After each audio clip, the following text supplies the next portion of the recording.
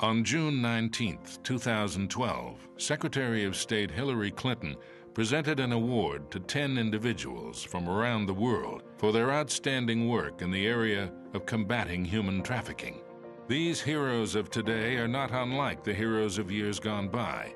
In fact, they use many of the same tactics and strategies employed over 150 years ago in America that helped slaves find freedom through a secret network of people and places known as the Underground Railroad. Caretakers and freedom fighters, advocates and defenders, people from all walks of life gave themselves in body and spirit to bring freedom to the enslaved. Although the institution of slavery has been outlawed, human trafficking continues in the U.S. and around the world. Harriet Beecher Stowe used her writing to set people free. She wrote a novel called Uncle Tom's Cabin that drew an authentic portrait of the life of a slave, impacting millions of people. Her book was a worldwide bestseller and reset the world's understanding of slavery in America. My name's Anna Gallagher.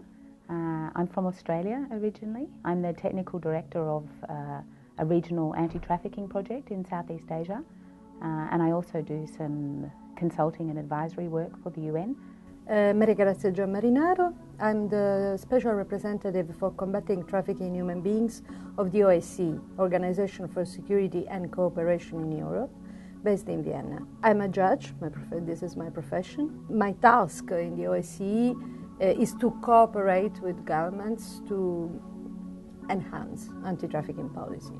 I went to work for the UN a few years after I left law school, and I was working in the human rights part of the UN, and I had an understanding there about the issue of exploitation of women and girls. That was what we called trafficking back then. So this was a very new phenomenon. Nobody was talking about that at that time. I wanted to understand, and I started to go with the street units, with the NGOs working with prostitutes, to help prostitutes. And suddenly, when you realize what it's about, at least in my case, I decided this cannot be. This simply has to stop. I always believed in this idea that there have to be common purposes and common standards. We're separated by borders that are so fluid and so false that this idea of a world community always grabbed me. But really it wasn't until I went into the United Nations itself and I was put straight into the middle of that part of the UN that deals with human rights that I knew I was on my path. A few committed people, pushing and achieving results.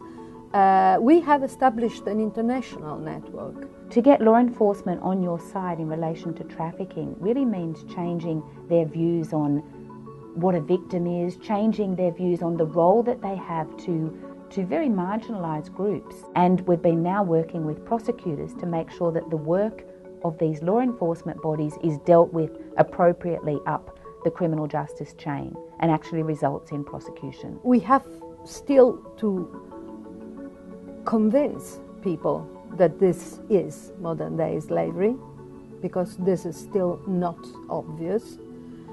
And we have to convince people that this is something our society cannot live with.